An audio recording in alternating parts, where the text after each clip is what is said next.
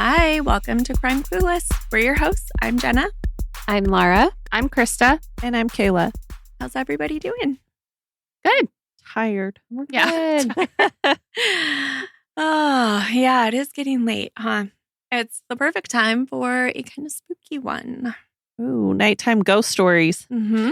Yep. Perfect for when we drive home and we're Yes. all scared in the car. I love it when I see Yeah. random lights go across my rearview mirror. Oh, it's fun. Yeah. I just need to set up a giant guest room. We can record all night. You guys can sleep over. Will you make us breakfast? I will. Sold. Is this your bread and breakfast? My bread and breakfast. Yes. Perfect. We have gluten-free options. Thank We- you. Uh-huh. Yep. All the things. Perfect. You're never getting rid of me. Sounds like a plan. Lola's added bonus. Oh, yeah. She loves it here. Yeah. All of her friends. Dude, she gets so excited when we pull up and we get to the gate coming into your community. She is up on my console, panting. She's ready to go. She knows where we are. That's so cute. My It's her favorite place. We love you, Lola. You want to hear a ghost story too? She loves them. Okay, it's not actually a ghost story, but it is old timey, and we're going all the way to New Orleans. Ooh, exciting. Mm. All right, let's do it. Okay, we are in the year 1918. It's a Wait, sorry. 1918 or 1818? 1918. Okay, sorry. Yeah. No, you're good. Continue. Those cases kind of scare me because that research is tough. I can easily get the newspapers from 1918, but further back, it's a little sketch. Makes sense. It's a city unlike any other, laced with the scent of magnolia trees, the low hum of jazz floating through cracked shutters, and the kind of heat that makes your skin feel like it belongs to someone else. Cobblestone alleys wind through tightly packed neighborhoods where grocers speak Sicilian. Children play barefoot in the street, and porch swings creak into the late hours of the night. There's music, laughter, and always a breeze that feels just a little off, as if the city knows something its people don't. The war overseas is coming to a close, but here at home, there's a different kind of tension, one that doesn't make headlines, not yet. It starts with whispers, a strange break-in, a missing axe, a man found in his bed, barely breathing, his wife already gone. The newspapers say it was a robbery gone wrong. The neighbors aren't so sure. And before anyone can figure out what's going on, it happens again and again. But this isn't a crime spree with clear motives. There are no ransacked drawers, no getaway cars screeching down side streets. Just quiet homes split open in the dead of night, and the growing, gut-deep feeling that something is moving through the city. Something cruel, calculated, and completely unpredictable. Tonight, we're stepping back in time to trace the bloodied footprints of a killer who seemed to vanish as quickly as he appeared. A figure who turned an entire city upside down with nothing but a borrowed axe and a taste for jazz music. But we won't start with him. We'll start with a family, an ordinary couple living above a corner store. And they had no idea what was coming. That's a little ominous there. Mhm. Great start. Very good ghost story. Yes. Mm. It's May 23rd, 1918, at 4901 Magnolia Street. The kind of night where New Orleans feels quiet in a way that doesn't sit right. The air is thick, street lamps flicker over sidewalks cracked by years of heat and storm water. Somewhere in the distance, a saxophone cries out from an open window. And on the upper corner of Upper Line and Magnolia, a modest little corner store has long since closed for the day. Upstairs, its owners, Joseph and Catherine Maggio, are asleep in their modest apartment, tangled in cotton sheets and the ordinary exhaustion of a day well spent. They'd had people over earlier, a small gathering. Joseph's brother Andrew lives in an adjoining apartment and had just gotten back from military leave. They'd shared drinks, maybe too many, maybe not enough. They'd toasted to his military service, to family, and to Catherine's cooking. It was late when Joseph finally stumbled up to bed, the laughter of the night still lingering in the walls. The next morning, just before sunrise, Andrew Maggio hears weird groaning noises coming from his brother's apartment. He pauses at his brother's door and knocks gently. Nothing. He pushes it open, and then he screams. The room is a horror show. Blood covers the sheets, the floor, the walls. Joseph is miraculously still alive, his throat torn open, his face barely recognizable. Catherine is already gone, her head nearly severed from her body. The sheets are soaked through, crimson and sticky. And near the door, leaning almost too casually against the wall, is a wood-handled axe. Blood drying slowly along its curved edge. Oh, that's horrifying. That is horrifying. They Walk left the into murder that? weapon there? Mm-hmm. That's terrifying. Yeah, it was Joseph's axe. So walked in, grabbed an axe. Didn't even know what weapon was going to be available. Just grabbed what he saw. Mm-hmm. Lovely. He has Terrifying. a penchant for axes. Yeah. Andrew, having walked into this, staggers back, shouting for help. Neighbors come running. Police aren't far behind. Joseph had survived the attack, but only barely. He dies from his injuries shortly after Andrew finds them. There's no sign of forced entry. However, the bottom panel of their kitchen door was chiseled out, and the door was open when investigators arrive. There's nothing stolen. Jewelry, money, valuables, all lay out in plain sight, untouched. There's no clear reason why someone would want this couple dead, let alone in such a grotesque fashion. Blood-soaked clothing is found in the home, suggesting whoever did this changed before disappearing into the dark night. Oh, wow. Then someone notices the handwriting on the sidewalk just outside the house. Written in chalk, barely legible through the dust and the dew, are the words, "Mrs. Maggio will sit up tonight, just like Mrs. Tony." No one knows what it means. Andrew swears he didn't write it. And to be honest, to this day, there are guesses about what it means, but no real answers. Wow. A straight razor lies abandoned nearby. The razor, they later discover in the grass, belonged to Andrew, taken from his barbershop downstairs. His employee, a woman named Esteban Torres, tells police Andrew had taken that very same razor home 2 days before to get a nick honed out. That's enough for the police to detain him, though it seems ludicrous. He'd been drinking heavily the night before, yes, and he admits to passing out, but killing his own brother and sister-in-law with his own razor? Still, he's the only suspect they have. He does live in an adjoining home, and it is his razor. Deep down, the officers at the scene, though they don't say it out loud yet, they don't think he did it either. Because this doesn't feel like a family dispute. It doesn't even feel like a robbery gone wrong. This feels like something else entirely. Something colder, more deliberate. And as they bag the evidence and clean the blood from their boots, not one of them knows that this is just the beginning. Andrew was released from custody a few days later when police are not able to tie him to the crime, and really, he had absolutely no motive. It doesn't take long for the city to move on, not because the Maggio murders weren't horrifying. Everyone agreed they were, but because this is New Orleans. People drink, dance, grieve, and keep going. The police chalk it up to some unresolved family tension, maybe a bad business deal gone sideways. It's easier that way, to believe it's over, that it was personal.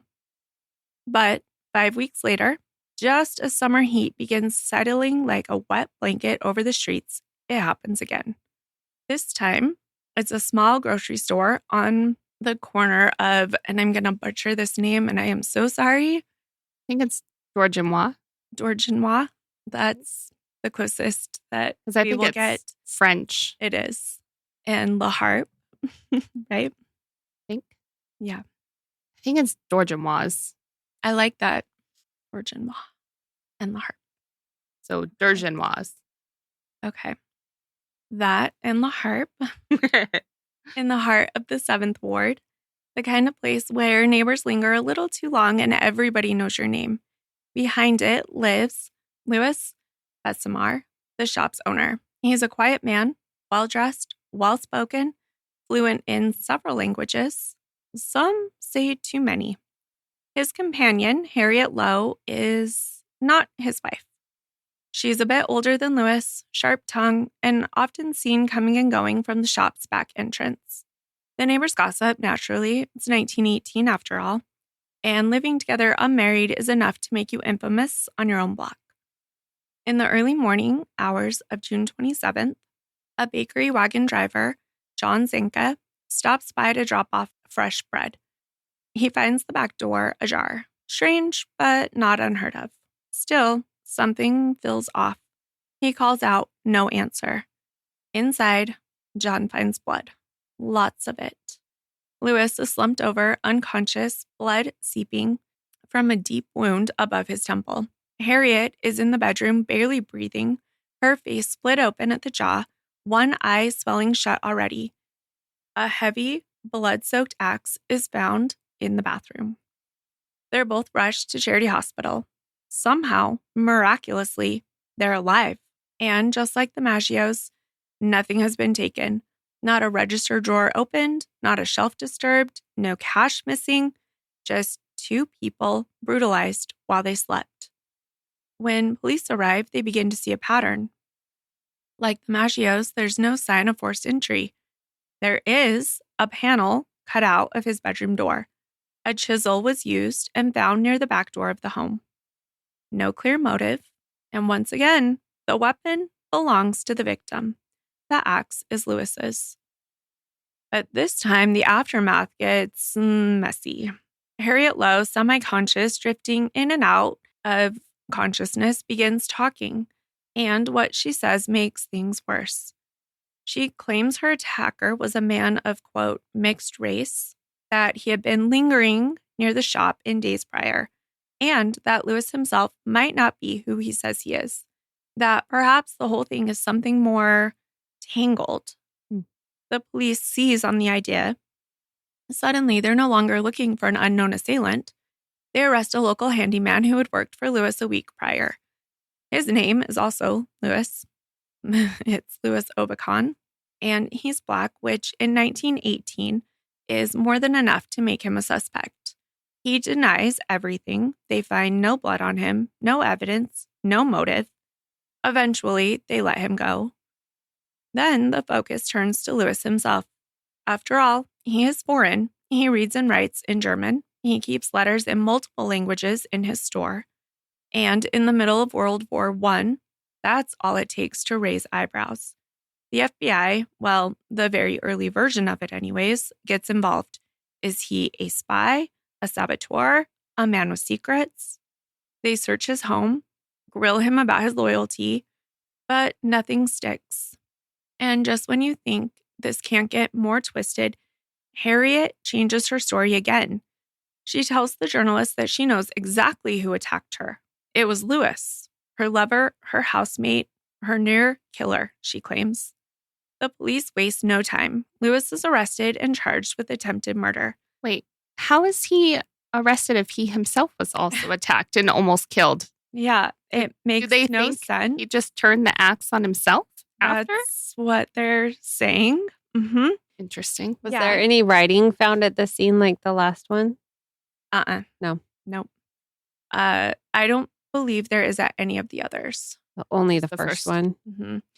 And I will say there is a book written pretty recently by a woman who's done some serious deep dives. And there were some axe murders in 1911 and 1912 that some people tie to this. And one of those people that were killed was a Mrs. Tony. And so to me, that makes sense. Yeah. But a lot of other writers say that there's no way they were connected. Interesting. It's very messy, yeah. But to have the same MO And, A name. serial Yeah. serial killers can take a break, but Well, also and maybe it's a copycat. yeah, Could I be. was going to say that exact. It could be somebody who saw that one and was saying, "Hey, I'm doing this now just like what happened to her." Yeah. Yeah. But yeah. Was really quick. Did you say if Andrew was released from the earlier murder, or was he He still? was, yeah, Okay. after just a couple days. Oh, okay. Mhm. Okay. Lewis wasn't so lucky, even though he was hacked in the face with an axe, and there were no witnesses, no motive. The timeline is murky, and his story holds up. He is in prison for 9 months, awaiting trial. They have a trial. A jury takes less than 10 minutes to find him not guilty. Mm-hmm. Before this, though, Harriet dies before ever testifying in court. About 7 weeks after the attack, she was undergoing a risky surgery to fix some of the damage to her face. She had some paralysis from the attack, and she passed away from complications related to that surgery. Oh, sad. Mm-hmm. So after the trial, another bloodstained mystery gets filed away as unsolved, but is it over? Not really, because now behind closed doors and between cautious conversations, people start to wonder. 2 brutal attacks, both with axes, both while the victim slept, both with weapons left behind, and nothing, absolutely nothing taken. What are the odds? Is this random? Or is someone watching, waiting, and choosing their moment? Well, and also the door panel with the chisel. Like that's too much of a coincidence for it to be 2 different people. Yep. And that's a very odd Detail. means of entering the building. Yes. Yes, it is. By now, the city is jittery. The newspapers don't call it a pattern yet, but people are starting to notice. Grocery shop owners talk in hushed tones, families sleep a little less soundly, and more than a few people start locking their doors for the first time. Not that it matters if he's chiseling out a panel of your door to unlock it to get inside, but Yeah. Yeah. But there are no press conferences, no public warnings. No one wants to admit the truth that something is moving through New Orleans, and it's not done yet. August 5th, 1918, the house on Elmira Street is quiet. Upstairs, Anna Snyder is alone. Her husband, Ed, works nights. She's 8 months pregnant and exhausted from the weight of it all. She moves slower now, sleeps lighter. Every sound from outside, every creak of the old wood floors seems to echo a little louder these days. Sometime around midnight, Anna drifts off in her bedroom. Curtains pulled back just slightly, the window open just enough to catch a breeze. It's summer in New Orleans after all, and the nights don't bring much relief. She doesn't hear him enter. She doesn't see the shadow cross the room, but she feels the first blow. Something heavy, metal, maybe wood, crashes into her forehead. She screams, but it barely escapes her throat before a second blow lands, then a third. Her face split open, skin torn, blood soaking into her hair, her pillow, the mattress. The room spins. She curls her body inward to protect what she's carrying. And then he's gone.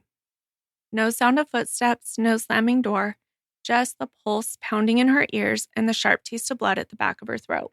She fades in and out of consciousness. At some point, she becomes aware of her husband's voice, panicked, shaking, calling her name. It's sometime after 1 a.m. when Ed returns home and finds her like that. The room is chaos, blood smeared across the sheets, a lamp knocked over, a dresser drawer open, but nothing is missing. And Anna, somehow impossibly, is still alive.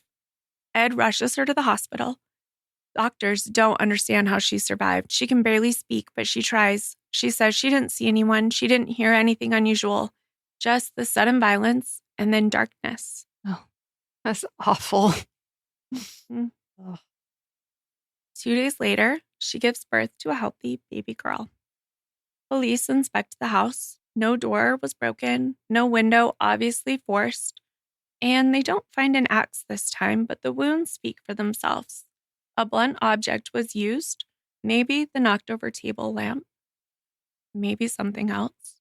They arrest a man for it briefly, a small-time crook who happened to be walking in the neighborhood that night, but the case falls apart. There's no evidence, no motive, no connection. Sound familiar?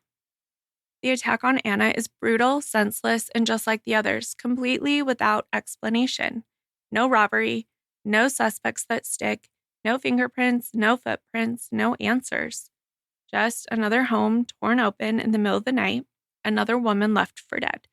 Another moment when the city should have realized that this wasn't just bad luck or unrelated crimes. But hindsight is tidy like that. At the time, it was just another strange headline. And somewhere in the city, somebody was already choosing their next door, their next window, their next weapon. Did she survive? She did. Oh, okay. Yep. I'm very glad her and the baby both survived. Yeah. I know. It's amazing, right? Yeah. That kind of trauma and, the medical procedures they had then. Yeah. If she would have been earlier in her pregnancy, maybe not, but maybe. I don't know. Yeah. Oh.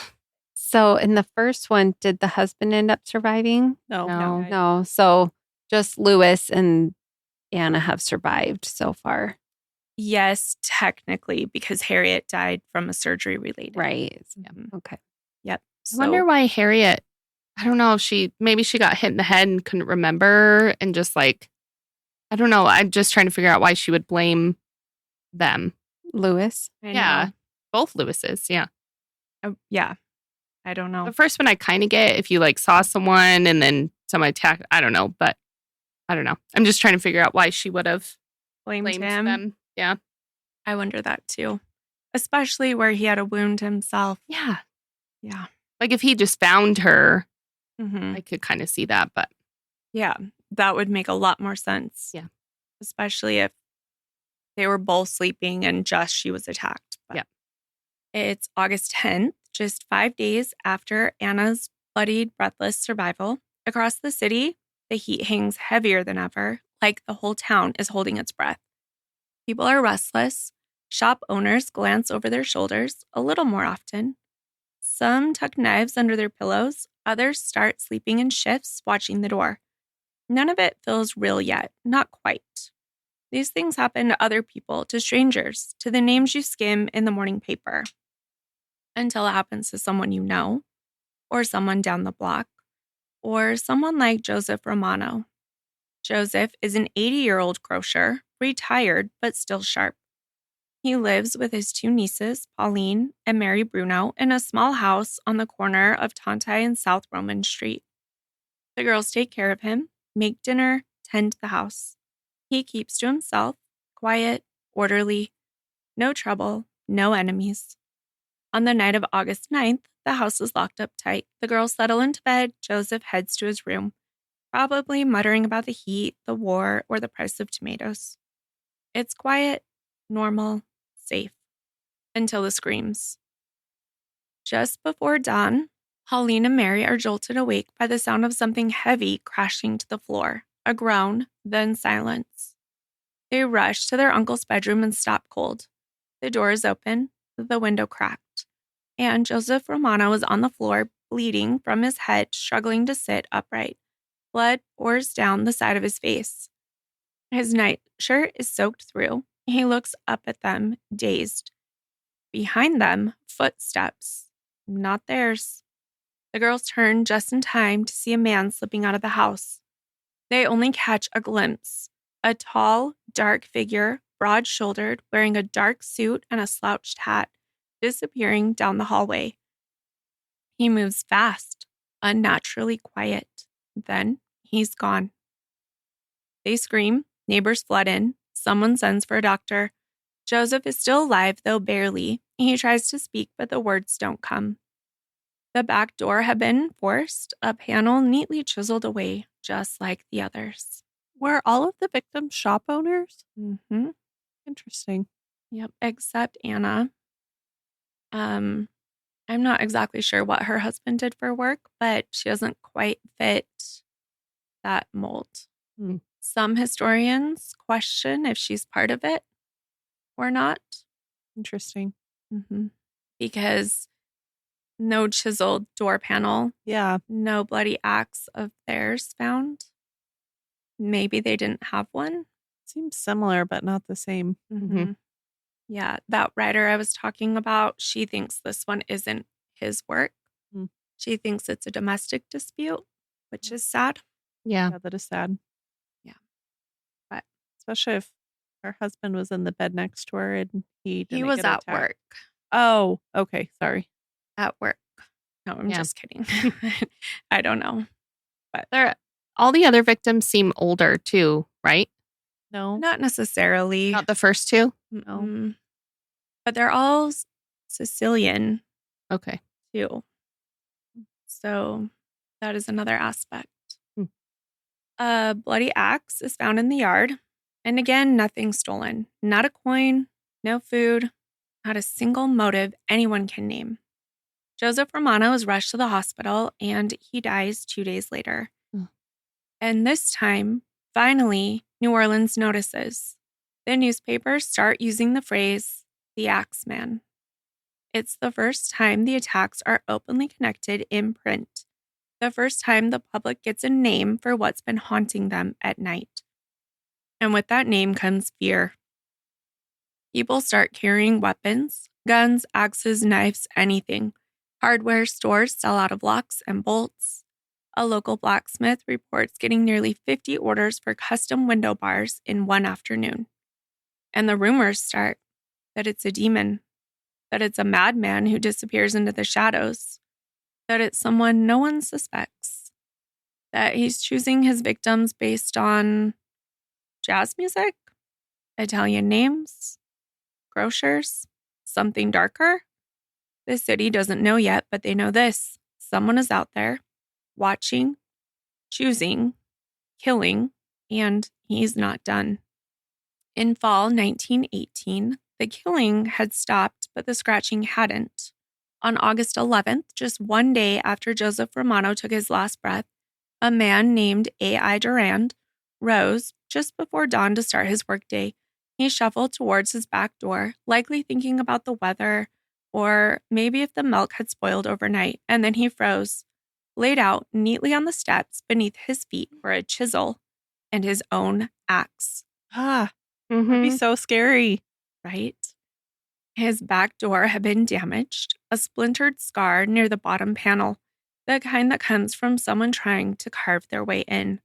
But this time, the job had been abandoned. Was the door too thick? Had someone scared off whoever was there? Did a neighbor cough too loudly? Did a dog bark at just the right moment? No one knows. Why would he leave his chisel? It's not his. Oh. He uses theirs. He's left it at every scene. Oh, I didn't realize he left the chisel there. Does everybody own a chisel? In 1918, maybe. And an axe. I have a chisel and an axe. Do you? Yeah. I think we do too, actually. Yeah, I have neither of those things. I don't think I have either of those things either. Well, both of you will be safe. We'll be safe. You won't get a visit from the Axeman. Oh, good. Yeah. He'd be over 100 at this point. Yeah. Well over 100. Yeah. Maybe 150. Who knows? And no one knows why the Axeman left this abandoned, but one thing seems certain. Mr. Durand didn't sleep soundly for a long time after that. I would leave. In the weeks, In the weeks that followed, the pattern repeated. Quiet attempts, near misses, and back doors defaced, just like someone had started but never finished. In late August, the back door of Paulo Bella's grocery store was found chiseled open. However, no one had been at home that night. A few days later, Joseph LeBeau, another grocer, was jarred awake by the sound of metal scraping wood. He flew out of bed and ran for the noise just in time to catch a figure retreating into the shadows. On his back step, his axe. Oh, gosh. The very next day, yet another grocer found an axe in his yard. Chisel marks decorated his back door like a warning. This time, the tool used to break in had been taken. On September 15th, grocer Paul Durrell discovered damage to his door as well. But in a twist of poetic irony, There was a big crate of tomatoes, heavy and unmovable, that had kept the intruder from forcing his way inside. The killer had tried, but the tomatoes held. Everyone start putting tomatoes at your back door. Mm-hmm.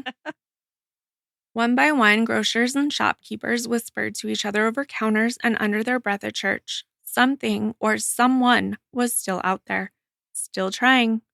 And though the newspapers hadn't printed his name in weeks, the Axeman hadn't left.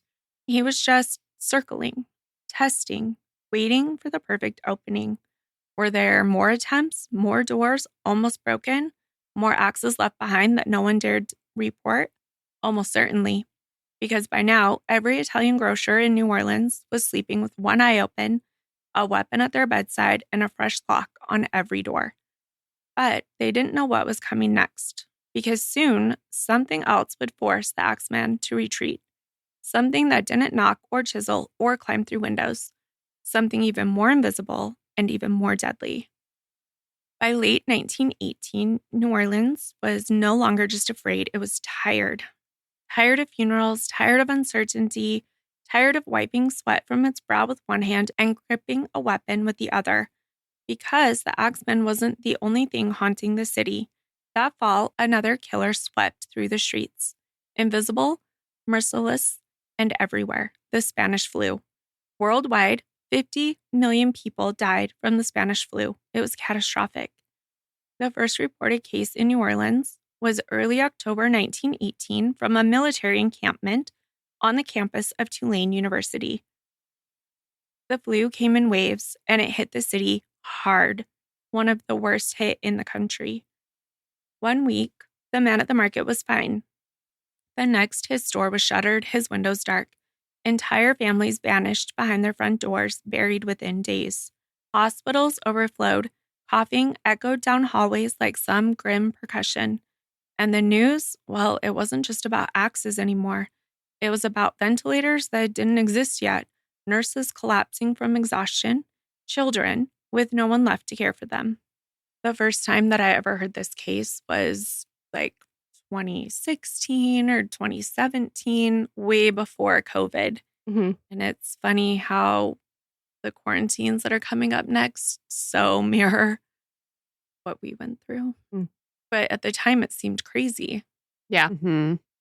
New Orleans imposed quarantines. They had public spaces emptied, parades stopped, music went quiet. They tried to prevent crowding on the streetcars. Businesses passed items through barely open doors, not letting customers inside. Restaurants closed. Public gatherings were banned. For a place like New Orleans, a place where joy was stitched into the sidewalks and sorrow was drowned in brass and bourbon, the silence was suffocating. And in that silence, fear metastasized. People started to wonder if the city was cursed, if God was watching and taking notes, if death had set up a permanent address in the Crescent City and was now renting out rooms.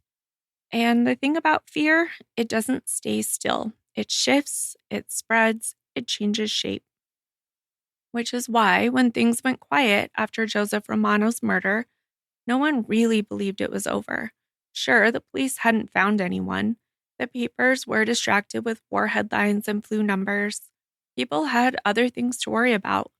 But there was this hum, low and steady, underneath it all. A kind of knowing.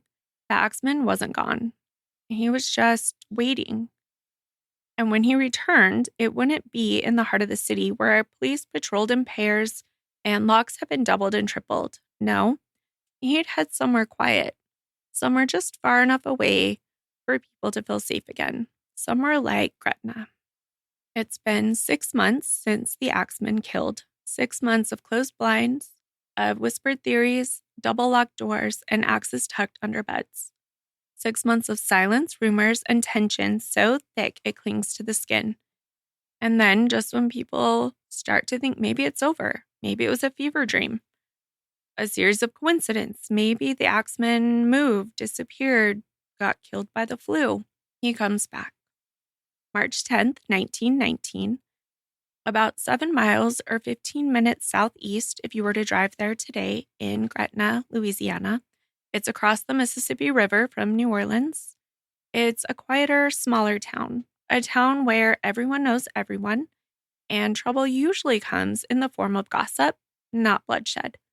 But this night, trouble doesn't knock. It chisels its way in. The Cortamiglia family lives above their small grocery store on the corner of 2nd Street. Charles and Rosie are hardworking and private. Their 2-year-old daughter, Mary, sleeps in the bed beside them. I know. It's just after 1 a.m. when the neighbors hear screams. Raw, high-pitched, and endless. One voice, then two. Orlando Giordano, the grocer across the street, rushes over in his night clothes. He finds a nightmare. Charles is stumbling out the front door covered in blood, one arm hanging limp. Inside, Rosie is lying on the floor, barely conscious. In her arms is Mary, but the toddler isn't crying and she isn't moving. She's already gone. Oh. So sad. That's So supposed to make sad. me almost cry in these. I Jenna. know. It's Oh. really awful. Mhm. She had suffered a single blow to the back of her neck, small, precise, and fatal. Rosie sobs as they pull her from the floor. Her skull is fractured, her arms are bruised from shielding her daughter. She keeps repeating the same thing. The axe. The axe. He came through the door. And once again, the clues fall into place like clockwork. The back door, chiseled open. The weapon, the family's own axe, left behind. Robbery, not a thing taken. The motive, none. This time, even the New Orleans police speak plainly. It's him. The Axeman isn't just a monster haunting the city. He's crossed the river now, reaching further, no longer bound by neighborhoods or boroughs or lines on a map. And worst of all, he's killed a child. The city loses it. Parents keep children home from school. Families, again, are back to sleeping in shifts. Business slows. Every creak of wood or rattle of a shutter sets off a wave of panic. But in Gretna, the fear turns to blame because the Cortamiglias have rivals. Their grocery store competes with another store on the block, a store owned by the Giordanos. Yes, the same Giordano who came over to help Charles and Rosie. And suddenly the police have a new theory. This wasn't the Axeman at all. Nothing to see here. Oh, geez. This was just a family feud turned deadly. Okay. They pressure Rosie. She's hospitalized, disoriented, and deeply grieving. At first, she says she didn't know who did it. But the questions keep coming. The detectives grow less patient. Her hospital room begins to feel more like an interrogation chamber. Once she gets out, they bring her into the actual interrogation chamber and batter her for days while she's healing and grieving. And eventually, either out of confusion, fear, or something else entirely, Rosie points the finger at the Giordanos. She says Frank Giordano, the teenage son, was the one who attacked them, and that his elderly father, Orlando, helped. So sad. It makes no sense. Frank is massive, too big to have fit through the door panel that was carved out, and his dad can barely walk without a cane. The logistics don't line up. The motive is weak, but the police are desperate for a resolution. And suddenly, just like that, the case is solved. Both men are arrested, charged, tried, and convicted. Oh, no. Frank is sentenced to death by hanging. His father to life in prison. A teenager? That's terrible. So sad. Charles, so Rosie's husband, who was also attacked, screams into the void that it wasn't the Giordanos. He denies it with his whole being. He tells the police he fought with the Axeman. It was one man, and he would have known if it was the Giordanos. He is so furious with Rosie claiming that it was the two, he divorces her. Wow. The Axeman fades from the headlines, just a ghost again, except he's not gone because deep down, everyone knows what this really was. The back door was carved open, just like before. The weapon left behind. The timing, the brutality, the lack of motive, all identical. And then Rosie, she changes her story. Almost a year later, after months of silence, she recants. She walks into a newsroom and confesses that she made it all up, that the police pressured her, that the Giordano's were innocent. She confesses she accused them out of jealousy and spite. Did they already hang the teenager? No. Oh, good. Thank God. Yeah. I was like, Mm-mm. now she gets it. Yeah. I could definitely see them pressuring her, Mm-hmm. and she's confused and in the hospital, but to also say she did out of jealousy and spite is kind of... I know. Well, and to not listen to the husband who's was actually saying that fighting he him. fought him, and he went outside and saw them come across the street to help them. Mhm. Yeah. Not That's- covered in blood. That's Yeah. a little. Yeah. Yeah. Rosie's reason for finally speaking, she said, quote, St. Joseph came to me in a dream and he told me to tell the truth. Better than nothing. At least Yep. it's something. At least she did. Yeah. Yep. The convictions are overturned and the Giordano's go free. But the truth, it never comes. The Axeman remains a phantom, unseen, unnamed, untouched by the law, and now with a child's blood on his hands. By March 1919, New Orleans was used to the fear, but not like this. The flu had taken its toll, and the Axeman had gone quiet, too quiet. Families tried to move on. Some chalked it up to a string of coincidences. Others figured the killer had skipped town, or maybe even died in the flu wave. But just beneath the fragile calm, people knew he wasn't finished. They just didn't expect his next move to come by mail. I'm wondering why all these people didn't throw out their chisels and axes. Like, let's have a burning ceremony in the middle of town. Yeah. When Everyone bring your stuff. And when it says they left it under their bed, why? You don't want it in your bed. No. Put it in it a is locked far room away. away Yeah. from you. Burn it. Yeah. Keep like a knife under your pillow or a gun baseball or bat or something. something. Yes. Yeah, absolutely. On March 13th, 1919, a letter arrives at the Times and it's Picayune newspaper. It's not typed. It's not postmarked. Just handwritten chaos. Jagged letters from someone who claims he's not a man at all. He calls himself the esteemed mortal. That's how it begins. The Axeman, it seems, has decided to go public. Here's the letter from the Axeman. He says it's from hell. And March 13th, 1919. And he writes it to esteemed mortal. And he says, they have never caught me, and they never will. They have never seen me, for I am invisible, even as the ether that surrounds your earth. I am not a human being, but a spirit and a demon from the hottest hell. I am what you, Orleans, and your foolish police call the Axeman. When I see fit, I shall come and claim other victims. I alone know whom they shall be. I shall leave no clue except my bloody axe, besmeared with blood and brains of he whom I have sent below to keep me company. Oh, Wow. creepy. Next, he mocks the police. He says, if you wish, you may tell the police to be careful not to rile me. Of course, I am a reasonable spirit. I take no offense at the way they have conducted their investigations in the past. In fact, they have been so utterly stupid as to not only amuse me, but his satanic majesty, Francis Joseph, etc. But tell them to beware. Let them not try to discover what I am, for it is better that they were never born than to incur the wrath of the Axeman. I don't think there is any need of such a warning, for I feel sure the police will always dodge me as they have in the past. They are wise and know how to keep away from all harm. Undoubtedly, you Orleanians think of me as a most horrible murderer, which I am. But I could be much worse if I wanted to. If I wished, I could pay a visit to your city every night.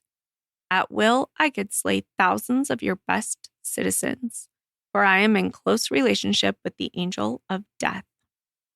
Then he gives them a bizarre demand. He says, now, to be exact, at 12:15, and in parentheses, earthly time, On next Tuesday night, I am going to pass over New Orleans. In my infinite mercy, I am going to make a little proposition to you people. Here it is. I am very fond of jazz music, and I swear by all the devils in the nether regions that every person shall be spared in whose home a jazz band is in full swing at the time I have just mentioned. If everyone has a jazz band going, well, then so much the better for you people. One thing is certain, and that is that some of your people who do not jazz it on Tuesday night, if there be any, will get the axe. And then he finishes, well, as I am cold and crave the warmth of my native Tartarius, and it is about time I leave your earthly home, I will cease my discourse, hoping that thou wilt publish this, that it may go well with thee. I have been, am, and will be the worst spirit that ever existed, either in fact or realm of fancy. And he signs it, the Axeman. We did a 2 truths and a lie about this one, didn't we? We did. I remember that. Yep. I remembered the jazz music part, so I've been waiting to hear about that. Yeah. Yeah. The letter is printed in full. No one can believe it. And yet, just in case, it spreads. I mean, yes. I would be playing jazz music at 12:15 just in case. I'd be playing it all night. 24/7. All the time. Yeah. Yep. And they agree. Tuesday night becomes something else entirely. So March 19th, 1919, the sun goes down and the city tunes up. Jazz bands set up on porches, corner bars swell with customers. Homes that have never hosted a party before are suddenly full of people banging on pots, blinking out ragtime on battered pianos, spinning records until the needle wears thin. It's like someone declared Mardi Gras in the middle of Lent. And underneath the music, something else hums, fear. No one's sure if the letter was real. Some think it was a prank. Others swear it had to be the killer himself. Either way, no one wants to be the one who didn't take it seriously. New Orleans becomes one giant, frenzied jazz club. And the strangest part? No one dies. Not a single attack that night. The Axeman apparently kept his promise. So, can I tell you guys something interesting? Mm-hmm. So, this date would have been 3/19/1919. So, I wanted to see if 19 had anything like significant about it. It's supposed to be linked to good luck, prosperity, faith, and hope. Oh, It's interesting. yeah, that is. I was Googling Tartarus over here. And what'd you find? So, in Greek mythology, is both a deep abyss used as a dungeon of torment and suffering for the wicked and a primordial god who personifies that abyss. It's a place of punishment as well as a prison for the Titans and other enemies of the Olympians. Is located far below the underworld, even deeper than Hades. Oh, wow. Described as a vast dark chasm, the deepest region of the cosmos. It's a place of torment and suffering where the wicked are punished for their misdeeds. Alrighty then. Oh, that gives me chills. I'm glad you two looked those things up. She's like, that's like, I wonder if that date was on purpose or if it just happened to be, I don't know. See it being on purpose. Maybe. Because he sent the letter on the 13th, which Mm-hmm. gave, you could have picked any day. Yeah. Could have picked Saturday. Could have sent it earlier and picked the 13th. I don't know. Yeah. In the aftermath, the letter becomes legend. The New Orleans press starts calling him the Jazz Axeman.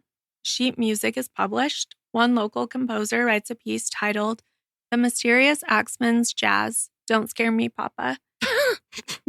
Complete with cover art showing a family frantically playing music while a shadowy figure lurks outside their window. And I will post a picture. I will post a link to the picture on the blog. It's pretty epic. If you want to see it, you can go to pictures on there. Oh my gosh. It's this one, right? Axeman's Jazz. Yeah. You guys see it? Yeah. That's crazy. Yeah. Hold on. The Axeman, once just a killer, is now something else. A myth, a mascot for madness, And somewhere in the middle of all that music and terror and performance art, the real question gets lost. Who is he? And why did he want everyone to dance? Weeks passed after jazz night, and the city stayed loud for a while, just in case. But eventually, even New Orleans can't keep the music going forever. The phonographs wind down, the saxophones go silent. People return to their routines, carefully, cautiously. And when no one is murdered the next week or the week after, they start to breathe again. But the Axeman was never one to be predictable. On August 10th, 1919, nearly 5 months since the Cortimiglia baby was laid to rest, and almost as long since the demon from hell asked the city to dance for their lives. People are tired again. Summer is thick, humid, suffocating. The city, as always, pretends things are fine.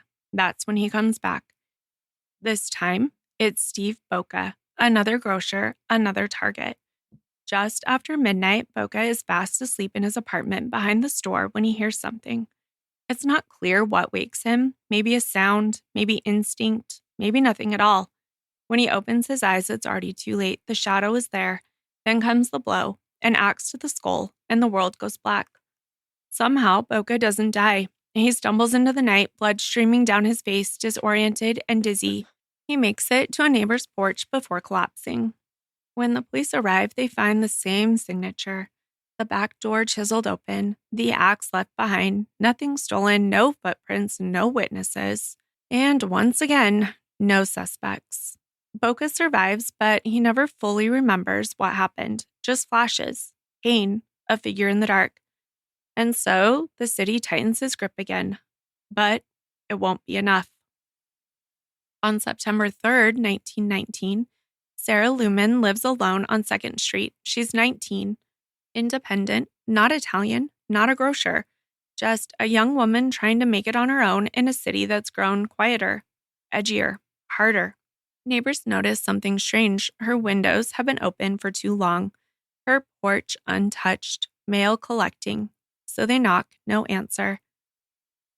They break in, and there she is, beaten, unconscious, and covered in blood. Her head is split open. Several of her teeth are knocked out. She's lying in bed just like the others, attacked while she slept and left for dead. But, like Boca, she lives.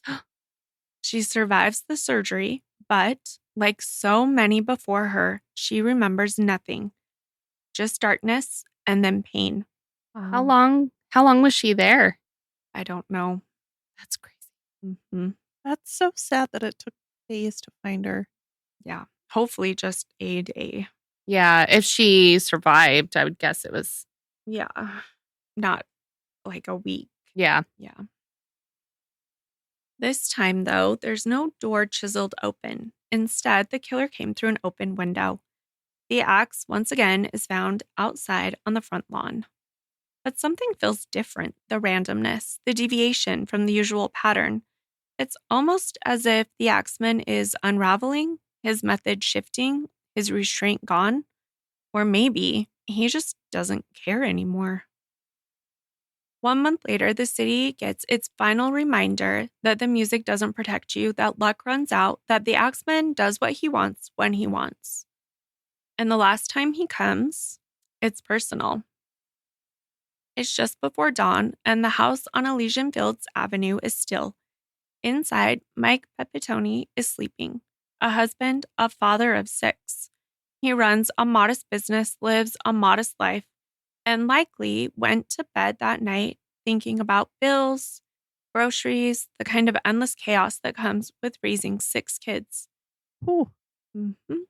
A lot of kids. In the next room, his wife is stirring. She had fallen asleep with one of their children. Something wakes her. Maybe a sound, maybe nothing at all, maybe a presence.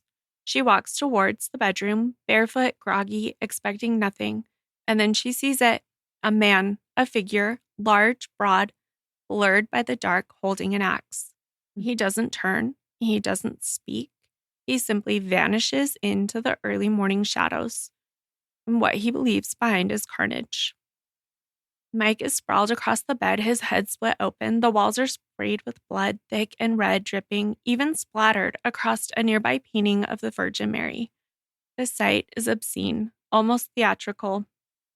The axe, as usual, is left behind. And just like that, the Axeman is gone.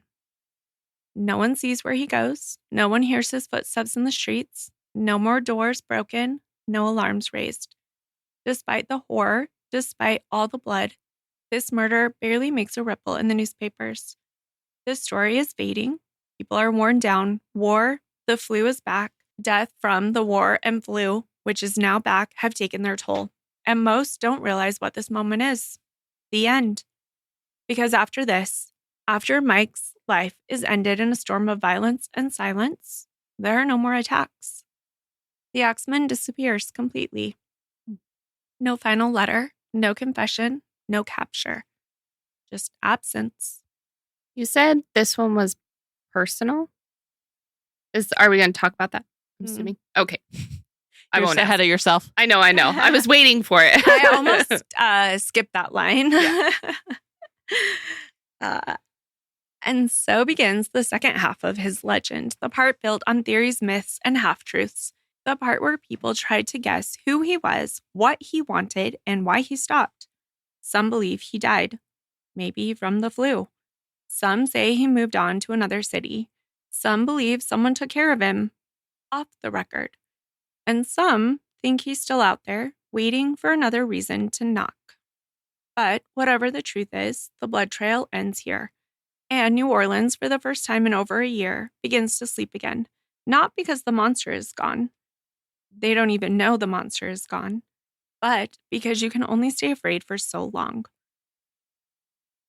You'd think that after more than a year of terror, after grocers murdered in their beds and families torn apart by the blade of their own axe, police would have someone in custody. A name, a face, something, anything. But the truth, they never even came close. Policing in 1918 obviously was very different from today. The NOPD was a relatively small force with limited resources. There was no centralized FBI lab to send evidence to. The FBI was still a minor agency, mostly handling interstate crimes and World War I espionage. Communication relied on telegraph, paper records, and face-to-face meetings. Detectives took statements and compared MO by hand. The idea of a serial killer was not yet part of police vocabulary, though the Axeman case, like London's Ripper case 30 years prior, helped introduce that concept. New Orleans police did use some forensics available at the time. Coroners performed autopsies, revealing, for example, that victims died from skull fractures or blood loss, not that it helped identify the murderer. And officers reportedly tried to track the purchase of chisels similar to the one used, with no luck. They also checked mental asylums and hospitals for anyone who might fit the pattern, maybe someone with a history of violence or had escaped around the time of the murders. These methods were hit or miss. Additionally, 1918 saw the police contending with wartime duties like enforcing blackouts. The flu outbreak measures, which between the two really stretched their capacity. The Axeman case arguably pushed New Orleans law enforcement to modernize. Afterward, there was a greater advocacy for improved record keeping and cross-jurisdiction cooperation so that a roaming killer couldn't exploit city-parish lines as the Axeman did, like going to Gretna. The public's expectation of the police was also shaped by this case. Citizens were frustrated that a killer could evade capture for over a year, especially with so many victims. And it exposed weaknesses like reliance on coerced confessions, like in Rosie's case, and the lack of forensic certainty. And so, like all great horror stories, the case of the Axeman of New Orleans becomes a breeding ground for theories, some grounded, some outrageous, all missing the one thing that matters most, proof. Still, let's take a quick look at the suspects, the shadows, the maybes. From the beginning, many believed the Axeman's attacks were tied to the Mafia, or more specifically, the Black Hand, a shadowy Sicilian extortion ring rumored to punish grocers who didn't pay protection money. Most of the early victims were Italian, most were grocers, and more than a few had whispered histories of family feuds, rivalries, or courtroom disputes with other shopkeepers. It made a kind of twisted sense, but there were problems. The Axeman didn't steal. He didn't threaten. He didn't send letters demanding payment, at least not until the jazz one, and that was something else entirely. And some of the victims had no ties to the Italian community at all. Plus, if this was organized crime, it was spectacularly sloppy. The killer left the weapon behind every time. He was chaotic, theatrical, but not professional. And not one single extortion link was ever confirmed. So, while the Mafia theory may have made newspaper headlines at the time and comforted a few nervous citizens who needed the violence to have a reason, it falls apart under scrutiny. Then there's the theory that the Axeman was just that, a serial killer, long before that term even existed. A drifter, a predator, a man who watched from alleyways, choosing homes not by ethnic background or profession, but by opportunity. He used what was available, he struck without warning, he killed for no gain, and he always disappeared into the night.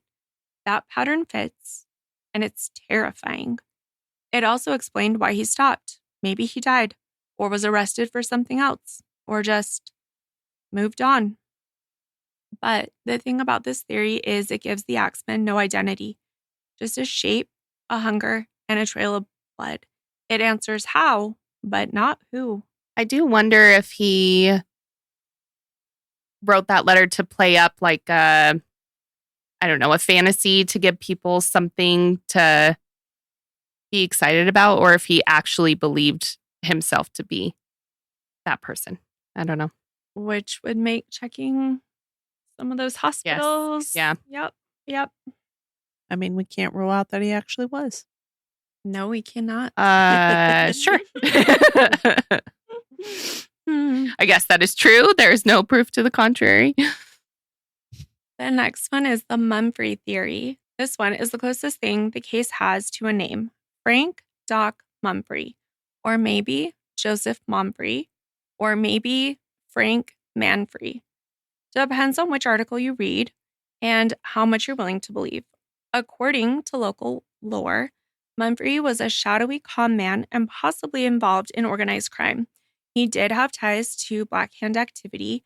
He'd been convicted of extortion, served time, and vanished from New Orleans right around the time the killings stopped. And here's where it gets personal and cinematic.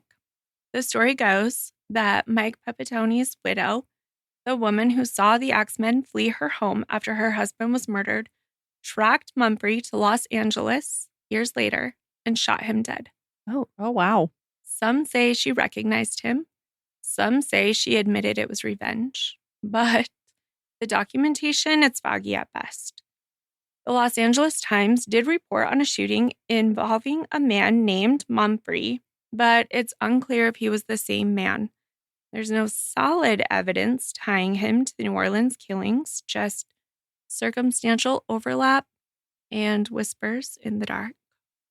Still, of all the suspects, if we want to give a name, Mumphrey feels the most likely, which probably means it wasn't him. True.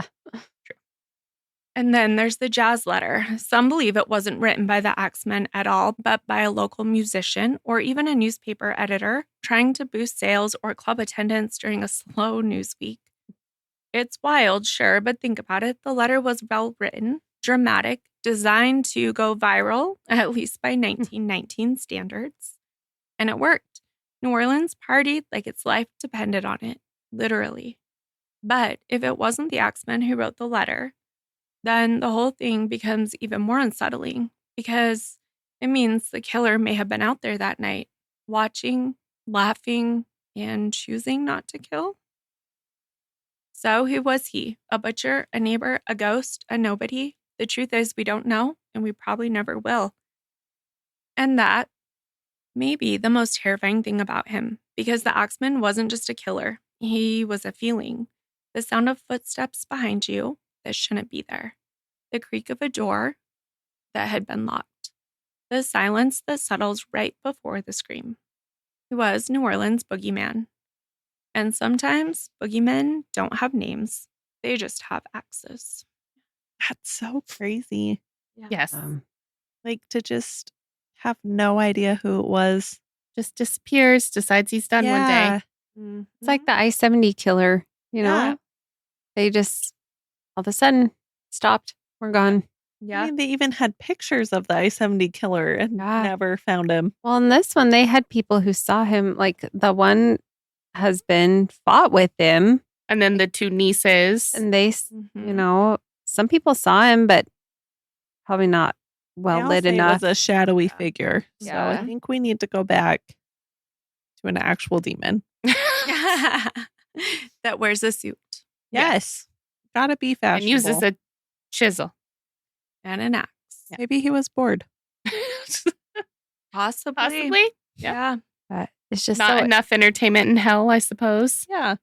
Yeah. It's so interesting. These killers that come out and they attack and then just disappear. Yep. I feel like from what we've talked about with serial killers, like it's hard for them to stop. So I feel like he probably had to have passed away or something.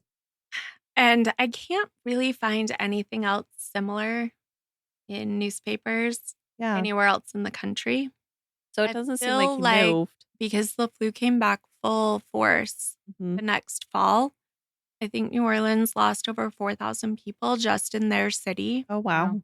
So it's definitely possible. Or if the wife shot him. That is possible too. There you go. Well, especially if it was connected to that previous one, like you mentioned earlier, maybe that was like his hiatus, and then she killed him before he could start again in a different city. Yeah. I don't know how she would track him, but I don't know. Maybe she recognized him. Yeah. Yeah, if she knew who he was. Decided to take revenge instead of telling police. Maybe. Maybe she was scared he'd come back for her if she told. Well, and maybe that's why he moved. Yeah, because he went into the wrong house. Someone recognized she saw him. Yeah. Or he meant to kill her and she wasn't in bed. Yeah. Could be. Interesting. Doesn't quite explain why he just ran instead of turning and killing her as well. Unless he only wanted to kill people that were already asleep. I don't know. But yeah. Maybe he was worried she had a weapon or something. Yeah. Maybe he'd already set the axe down too. Maybe. Yeah. He might have put it down, and if she just came out, maybe he thought she had seen him and went to get a weapon. Maybe. And was going to attack him, and he didn't have a weapon if he had already placed the axe. Right. Because sometimes he left it in the room or in the bathroom or something. Yeah. Instead of in the yard. Interesting. Yeah. In 2013, American Horror Story Coven brought the Axeman back to life, literally, as a jazz-obsessed spirit played by Danny Heston. The show's storyline draws directly from the historical case. It opens with a flashback to 1919, showing the Axeman stalking his victims in New Orleans and referencing his jazz obsession. I guess in episode 6 of that season, it's titled The Axeman Cometh. In the show's lore, a coven of witches manages to kill the Axeman in 1919, which explains his disappearance. But his ghost is later resurrected. Of course, fantasy, but another version of how he could have disappeared. I'll end with this. The lesson, if there is one, maybe it's this. Evil doesn't always wear a name tag. Sometimes it knocks on your door. Sometimes it climbs through your window. Sometimes it leaves a note and asks you to dance. And while the world has moved on through wars and pandemics, through louder monsters and more modern terrors, the Axeman still lingers. Not in the flesh, but in the way we check the locks twice before bed, in the way we pause at unfamiliar noises in the night, in the way true crime lovers even today keep whispering, who was he? And maybe, what if he comes back? That one is one I've wanted to do for a while. I like that one. That was interesting. It was. We had a relative living in New Orleans at that time. Oh, interesting. Mm-hmm. And then he left. Thankfully. No. Oh, wait. That's not what she was hinting, Krista. Oh. No. Yeah. Since that school, Tulane University. Yep. Anyways, we can talk more about that in a minute. Thank you so much for joining us for this episode of Crime Clueless. We appreciate you listening as we dive into these crazy cases. If you're looking for pictures or resources we used in this episode, head over to our blog. You can find it linked on our website, crimeclueless.com, under the contributors section.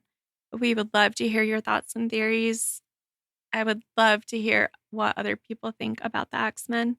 Leave us a comment on social media. We're on Instagram, Facebook, TikTok, YouTube at Crime Clueless. We'd love to hear from you. If you enjoyed today's episode, we'd love if you take a minute to rate, review, and share our podcast. Your support helps us reach more listeners, and it truly makes our day. You can find Crime Clueless on Apple, Spotify, Amazon, iHeart, YouTube, and all major streaming platforms. And as always, remember, refuse to be clueless, careless, or caught off guard. Not today, murderers. Bye. Bye, everybody. Bye.